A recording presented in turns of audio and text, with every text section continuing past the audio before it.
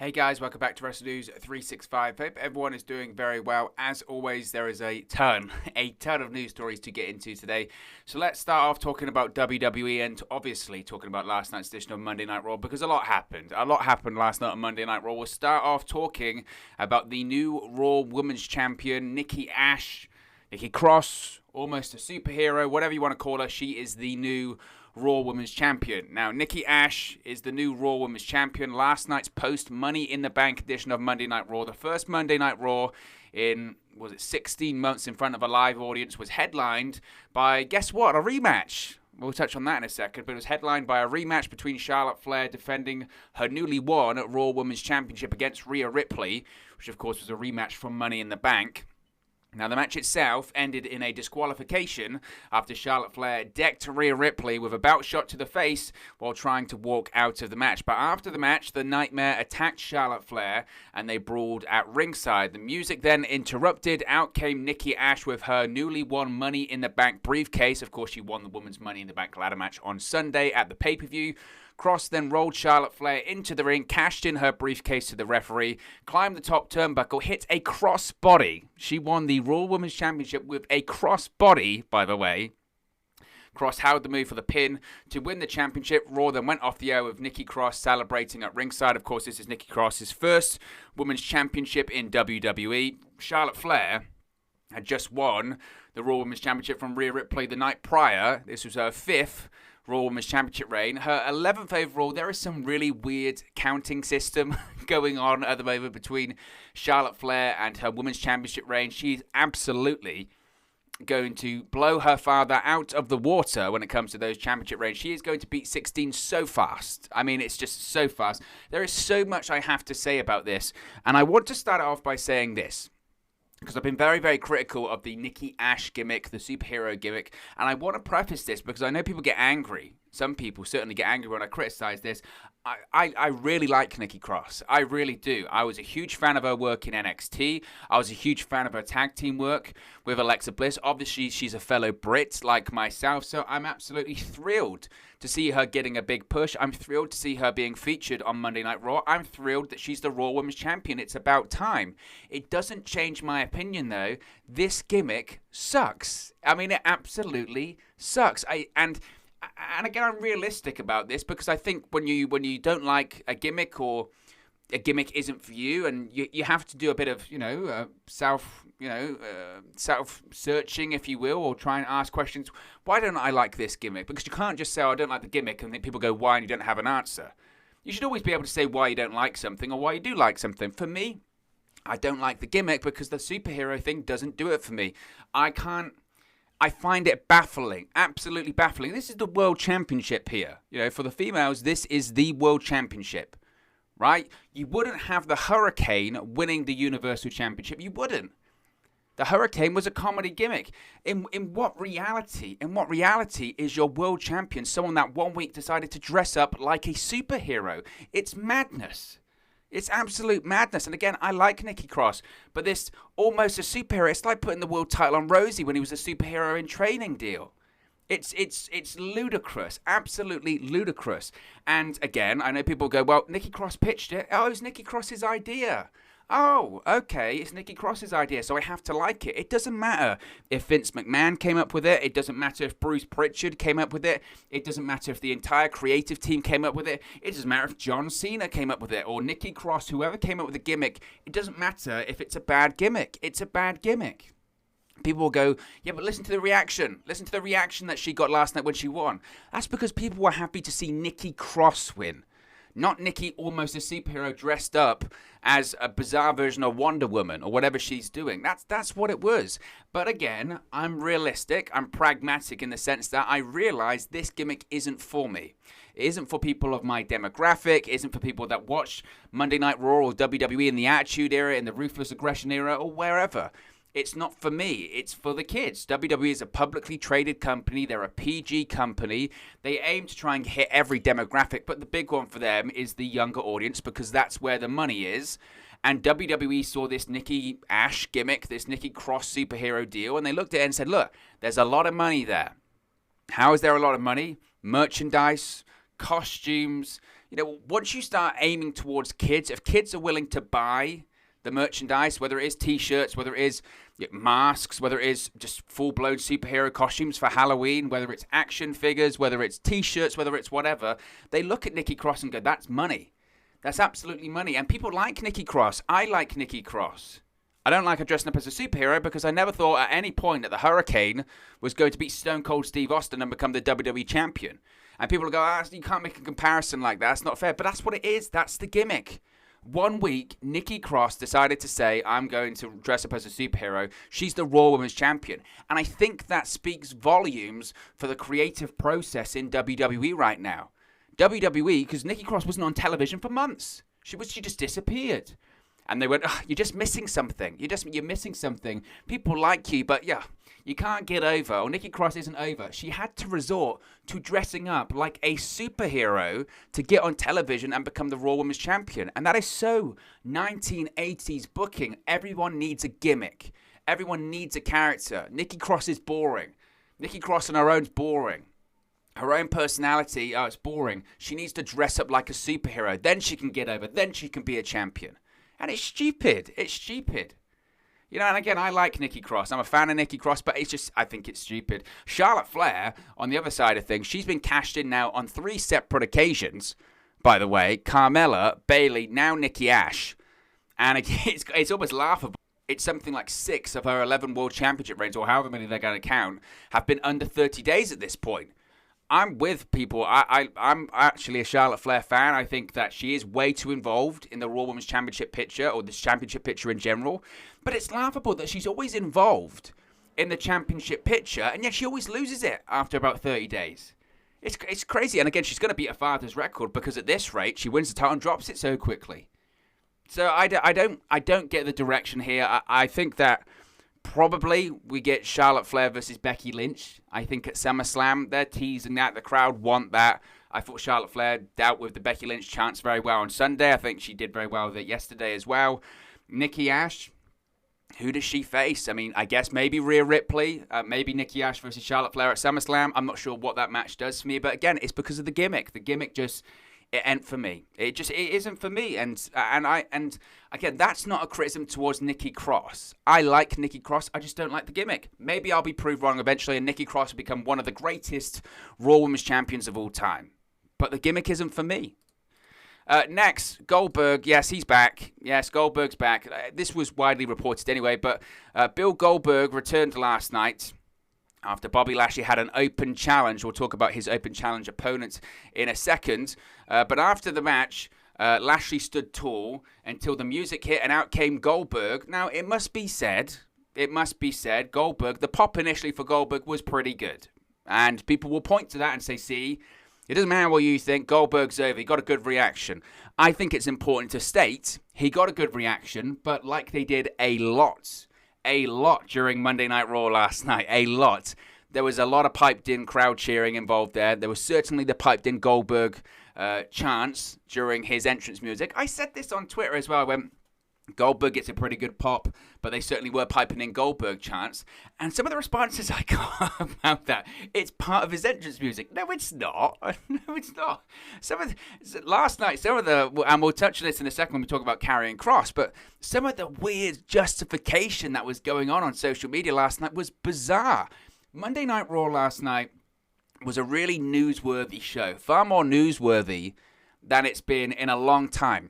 It doesn't mean it was good, though, because there were points on that show last night that still, it was very boring. Very boring. It's still 3 hours long, and I saw so many people after the Cena opening segment, the show went downhill really quickly. And for an hour or so, it wasn't a good show. And once again, I mentioned this before about Raw, that I said that now they're going back on tour and they got to sell tickets. Who on earth would buy a ticket to watch this show? Seriously, who on earth would buy a ticket to watch that show? And I think sometimes at some points in the show, the people in Dallas were thinking that. They were thinking, why on earth would we purchase tickets for this? Because they were quiet during periods of that show because it was boring during that show. And look, they got 4 rematches. 4 rematches on that show last night. 4. They had the Elias Jackson-Riker match where it was basically like being back in the Thunderdome because they were piping in so many cheers and so many, applauses and oohs and ahs, and the crowd is just sitting there on their hands. And I don't blame them. with Jackson Riker out there, because they're committed to making that guy a babyface. But Goldberg, when he came out initially, he did get a good pop. That's fair to say. He did get a good pop. Again, some of it was sweetened, but he got a good bit of a pop. So he comes out there. Goldberg gets in Lashley's face, marched to the ring. He laughs and declared that he is next. Now, Lashley acted like he wanted to fight, but MVP held him back. Now, Goldberg versus Lashley is expected to be a featured match at SummerSlam, August 21st, for the WWE Championship. Kevin Patrick later on after the segment interviewed MVP and Lashley backstage, but MVP refused to acknowledge Goldberg's disrespect and response. Now, Goldberg, of course, has been away from WWE since he lost the WWE Championship match against Drew McIntyre at the Royal Rumble in January. He has 2 matches per year. This is his second match. He's going to lose at SummerSlam. It's to make Lashley look more dominant, put Lashley over. I've said quite a lot on this. We've done streams about this, so it doesn't need to be more said. I don't care about the match. It's on paper, it feels like a big deal. Now that you've got some of the matches blocked out for the show so far for SummerSlam. Now you've got Reigns versus Cena. You've got Edge versus Rollins. Goldberg versus Lashley. On paper, it looks like a big card. But let's make no mistake about this. This match is going to be 3 minutes long. Lashley's going to win, and we're going to get out of it going, what did anyone gain from that? And people that will say, well, Lashley looks impressive because he beats Goldberg. Well, he's joining a pretty lengthy list at this point. People will say, well, Lashley, he looks impressive because he beats Goldberg in this one. Well, he's joining a lengthy list here. Okay, Goldberg's lost his last 2 matches against Drew McIntyre, against Braun Strowman. One of those guys isn't even with the company anymore. And Brock's beating him, The Undertaker's beating him. It's a good list to join, but it's a lengthy one at this point when you only wrestle 2 matches per year. So it doesn't mean anything. But we knew that was coming, so that was inevitable. Keith Lee, though, returned last night on Monday Night Raw as well, which was awesome, because as I mentioned, Bobby Lashley had an open challenge, and Keith Lee answered the challenge, came out to a pop from his hometown crowd. The match saw Lashley, dominate largely. Keith Lee got some good offense in, but it was great to see Keith Lee back. Keith Lee has been out of action since February 8th, 2021. The status had been up in the air for a while, and we still right now don't know the reason why Keith Lee was away. He was very cryptic on social media. Said he wanted to get cleared, but he couldn't. We still don't know. It was undisclosed as to why he was away. Now, Keith Lee took to Twitter last night after his return to WWE. He said, quote, "Thank you, Dallas. Instant goosebumps. Keep that up, and no one will have a choice but to listen." Keith Lee's partner Mia Yim also tweeted out, quote, "You guys, this is huge. Tears of joy, so happy and proud. Nothing keeps him down." It's awesome. It really is. It was awesome last night, and I know a lot of people were upset that Keith Lee lost last night. And realistically, would I have had Keith Lee come back and lose straight away?